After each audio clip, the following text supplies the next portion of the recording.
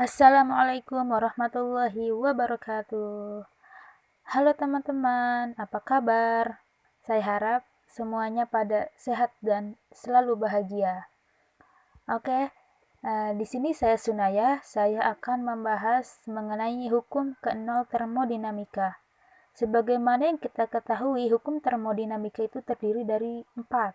Yang pertama ada hukum ke-0 termodinamika, kedua hukum pertama termodinamika, yang ketiga hukum kedua termodinamika, dan yang keempat adalah hukum ketiga termodinamika. Nah, di sini saya hanya akan membahas tentang hukum ke-0 termodinamika. Semua teman-teman pasti penasaran. Kalau penasaran, terus simak video ini ya.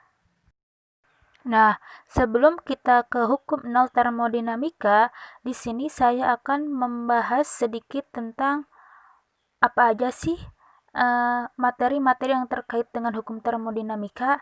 Nah, di sini ada pengertian dari kerja, kalor, dan energi. Kerja, kalor, dan energi adalah konsep yang mendasar dalam termodinamika. Dan semua pengukuran kalor dan perubahan energi itu menghasilkan pengukuran kerja. Jadi, kerja itu rumusnya gaya dikali jarak. Jadi, kerja dilakukan selama proses untuk menghasilkan suatu perubahan.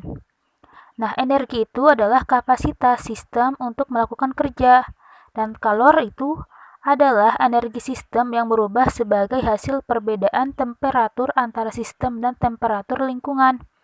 Nah, yang terakhir adalah proses pelepasan energi sebagai kalor itu disebut dengan eksoterm, dan proses penyerapan energi sebagai kalor itu disebut dengan endoterm.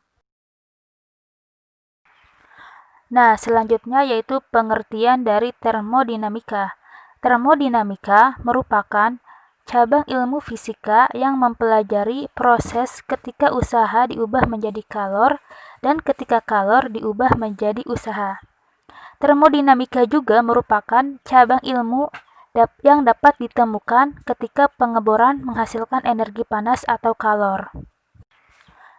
Secara umum, termodinamika ini memahami bagaimana sih energi panas itu dapat mengalir dari satu medium ke medium lain.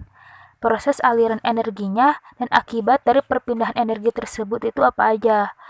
Variabel-variabel yang sangat diperhatikan dalam cabang ilmu ini yaitu ada suhu, kalor, energi, tekanan, dan volume. Nah, apa sih contoh dari penerapan termodinamika ini? Contoh yang paling mudahnya, ketika adik-adik atau teman-teman menggosok-gosokkan kedua tangan, apa yang akan dirasakan? Ya, lama-kelamaan permukaan tangan kita itu akan terasa hangat. Dan ini tuh terjadi perpindahan energi panas dari yang mengalir dari satu medium ke medium lain. Selanjutnya, teman-teman tahu gak termodinamika itu berasal dari kata apa? Nah, yang belum tahu simak ya. Jadi, termodinamika berasal dari kata termos yang artinya panas dan dinamik yang artinya gerak atau perubahan. Jadi, termodinamika adalah salah satu cabang dari ilmu fisika yang mempelajari panas dan temperatur serta hubungan keduanya pada energi dan gerak. Inti dari pembahasan termodinamika itu adalah bagaimana energi dalam bentuk panas dapat mengalir dari satu benda ke benda lain. Proses dari aliran energi tersebut dan akibat yang dihasilkan oleh perpindahan energi tersebut. Nah, selanjutnya yaitu hukum termodinamika yang ke-0. Hukum termodinamika ke-0 itu menjelaskan tentang kesetimbangan termal yang berlaku universal. Maksudnya, apapun zat atau materi benda itu akan memiliki kesetimbangan termal yang sama bila disatukan. Sebagaimana bunyi hukum termodinamika ke-0 yaitu jika dua sistem berada dalam kesetimbangan termal dengan sistem ketiga, maka mereka berada dalam kesetimbangan termal satu sama lain. Nah, hukum termodinamika ini juga meletakkan konsep suhu pada dasar yang kokoh, yaitu bila dua sistem ada dalam kesetimbangan termal, maka keduanya mempunyai suhu yang sama. Bila tak ada dalam kesetimbangan termal, maka keduanya mempunyai suhu yang berbeda. Nah, di sini pula terdapat 3 sistem, yaitu ada sistem A, sistem B, dan sistem C. Bila sistem A dalam kesetimbangan termal dengan sistem B, dan sistem B juga ada dalam kesetimbangan termal dengan C, maka A dalam kesetimbangan dengan C. Nah, apabila dihubungkan dengan temperatur, jadi jika benda A mempunyai temperatur yang sama dengan benda B dan benda B mempunyai temperatur yang sama dengan benda C, maka temperatur benda A akan sama dengan temperatur benda C, atau disebut ketiga benda, yaitu benda A dan B dan C berada dalam kondisi kesetimbangan termal. Nah, jika dua benda yang berbeda temperatur bersentuhan, maka dikatakan kedua benda itu berada dalam kondisi kontak termal, yang mana permukaan tempat kedua benda bersentuhan disebut permukaan kontak termal. Jadi, panas atau dinginnya suatu benda ditentukan oleh banyaknya energi panas, atau yang disebut juga dengan energi kalor yang diserap oleh molekul benda. Dan besarnya derajat panas benda ini disebut dengan temperatur benda atau suhu benda. Nah, di sini terdapat pertanyaan, yang mana pertanyaannya yaitu, bagaimanakah temperatur benda terbentuk? Nah, sebelum kita mengetahui bagaimana temperatur benda itu terbentuk, kita beralih dulu ke pengertian temperatur. Yang mana temperatur adalah ukuran energi kinetik yang dimiliki oleh molekul-molekul penyusun suatu benda. Benda-benda di alam tersusun oleh molekul-molekul dan atom-atom. Molekul yang menyusun benda tidak berada dalam keadaan diam, tetapi molekul-molekul ini bergetar atau bergerak secara acak sesuai dengan besarnya energi kinetik yang dimiliki oleh molekul-molekul tersebut. Nah, benda dalam bentuk padat, maka molekul-molekul penyusunnya tidak dapat bergerak bebas, tetapi terikat dan kaku antara satu dengan lainnya. Molekul-molekul dalam benda padat hanya dapat bergetar. Ini terjadi karena energi yang dimiliki oleh molekul dalam benda padat relatif kecil, sehingga tidak dapat melepaskan diri dari ikatan antar molekul. Nah, bila benda padat ini dipanaskan, maka sejumlah energi panas atau energi kalor akan diserap oleh molekul sehingga molekul dapat bergetar lebih cepat. Ini bisa ditunjukkan dengan naiknya derajat panas benda. Panas benda naik karena getaran molekul bertambah besar, yang menyebabkan molekul lebih banyak bertumbukan dan bergesekan. Jadi, semakin banyak kalor dari luar yang diserap oleh molekul, maka molekul akan semakin memiliki energi untuk bergetar dan bergesekan lebih cepat, hingga suatu saat molekul ini tidak lagi saling terikat, tetapi dapat bebas bergerak. Molekul yang bebas bergerak ini masih saling terikat satu dengan lainnya, yang mana ini disebut dengan fase cair benda. Kalor yang diberikan kepada benda diserap oleh molekul untuk dapat bergetar lebih cepat sehingga bebas dan dapat bergerak, sehingga mengubah fase benda dari benda padat menjadi benda cair. Bila kalor terus diberikan, maka gerak molekul dalam zat cair akan semakin acak dan tumbukan antar molekul semakin sering terjadi. Nah, kondisi ini bila berlangsung secara terus-menerus, maka suatu saat molekul akan benar-benar bebas dan tidak terikat satu dengan lainnya. Kondisi ini disebut dengan zat cair berubah menjadi zat gas, yang mana pada fase gas, molekul penyusun gas tidak saling terikat satu dengan lainnya dan dapat bergerak bebas.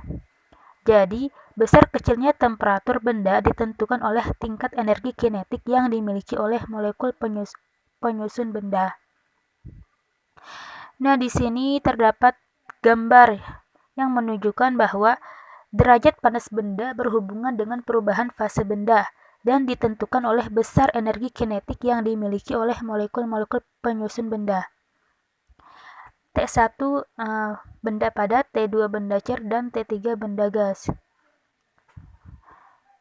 Nah, dapat disimpulkan, jadi kalor dapat berpindah dari satu benda ke benda yang lainnya. Kalor berpindah dari benda yang memiliki kalor lebih besar ke benda yang memiliki kalor yang lebih kecil. Kalor juga didefinisikan sebagai fluida yang tidak kelihatan. Karena sebagai fluida, maka kalor dapat mengalir. Hal yang menyebabkan kalor mengalir adalah beda temperatur benda. Kalor mengalir dari benda atau reservoir yang memiliki temperatur yang lebih tinggi ke benda atau reservoir yang memiliki temperatur yang lebih rendah. Di sini juga terdapat pertanyaan. Pertanyaannya, bagaimana dengan 3 buah benda yang berbeda temperatur?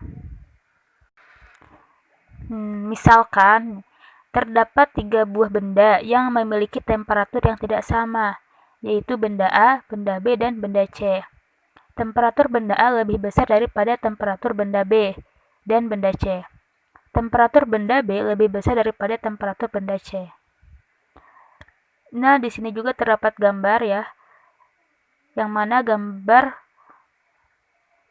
1 itu terdapat 3 buah benda yang temperaturnya itu berbeda, yaitu TA lebih besar daripada TB dan TB lebih besar dari TC. Nah, lalu terdapat gambar pula di sini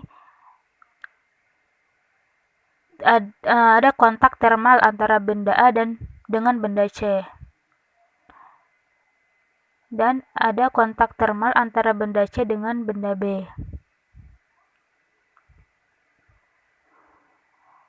Jadi, kalor akan berpindah dari benda A ke benda C, dan kalor benda B akan berpindah ke benda C, hingga terbentuk kesetimbangan termal antara ketiga benda. Nah, selanjutnya terdapat gambar yang menunjukkan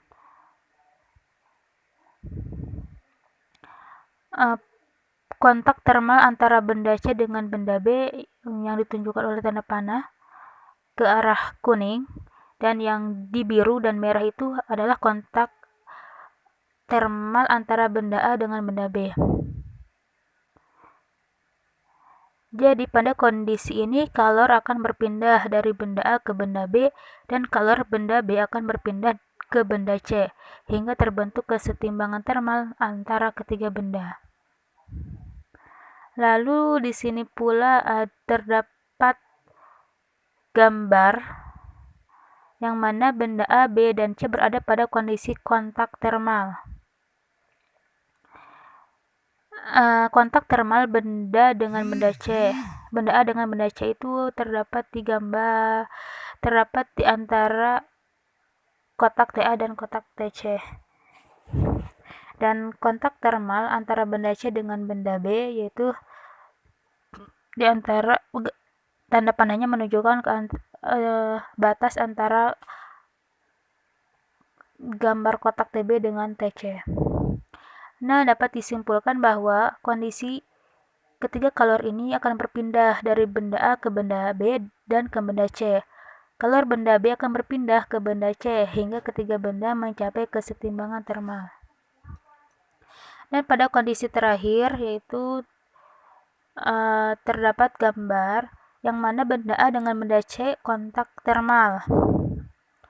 Benda A dengan benda B kontak termal. Nah, jadi pada kondisi ini agak unik, karena kalor dari benda A akan berpindah ke benda B dan benda C. Hal ini terjadi karena temperatur benda A lebih besar dari benda C dan benda B, dan antara benda A dan C terdapat kontak termal. Demikian juga benda A dan B juga terdapat kontak termal. Benda A dan benda B akan lebih dahulu mencapai kesetimbangan termal, tetapi kondisi ini mempunyai akibat kalor akan berpindah lagi dari benda A dan B yang sudah setimbang termal ke benda C hingga ketiga benda mencapai kesetimbangan termal. Jadi catatan ya, di gambar yang terakhir ini ketiga benda itu harus memiliki kapasitas panas yang sama besarnya agar mencapai kesetimbangan termal. Nah, Setelah kita mengetahui apa itu termodinamika dan bunyi hukum kenal termodinamika, di sini akan menjelaskan atau membahas sedikit tentang fenomena apa aja yang menggambarkan hukum kenal termodinamika dalam kehidupan sehari-hari.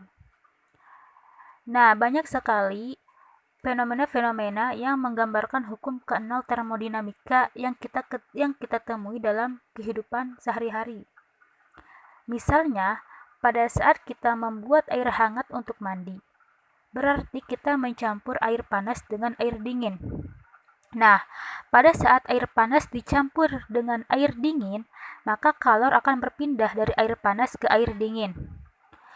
Proses perpindahan panas ini berlangsung beberapa saat hingga tercapai kesetimbangan termal antara air panas dengan air dingin. Pada saat tercapai kesetimbangan termal antara air panas dengan air dingin, temperatur air panas akan turun, sedangkan temperatur air dingin akan naik menuju ke temperatur kesetimbangan termal. Nah, waktu kita mencelupkan badan kita ke dalam air hangat yang sudah mencapai kesetimbangan termal, maka tubuh kita akan merasakan panas. Air ya. Hal ini juga menunjukkan ada sebagian kalor yang berpindah dari air yang tadi hangat itu ke tubuh kita. Hal ini terjadi karena tubuh memiliki temperatur yang lebih rendah dibandingkan dengan campuran air hangat. Setelah berendam beberapa saat, kita tidak akan merasa panas lagi karena telah tercapai kesetimbangan termal antara tubuh kita dengan air hangat tersebut. Nah, selanjutnya, waktu kita keluar dari bak mandi setelah berendam dari air panas, maka tubuh kita itu akan terasa dingin. Hal ini terjadi karena temperatur ruangan lebih rendah dibandingkan dengan temperatur tubuh kita. Akibatnya, sejumlah kalor dari tubuh kita itu berpindah ke udara di sekitar kita. Pada saat keluar dari tubuh kita akan merasa lebih dingin. Nah, dan masih banyak lagi contoh-contoh penerapan hukum nol termodinamika di sekitar kita. Nah, mungkin sampai di sini saja penjelasan dari hukum kenal termodinamika. Saya Sunayah. Kepada teman-teman semua, terus semangat belajar dan semoga sukses. Terima kasih. Wassalamualaikum warahmatullahi wabarakatuh.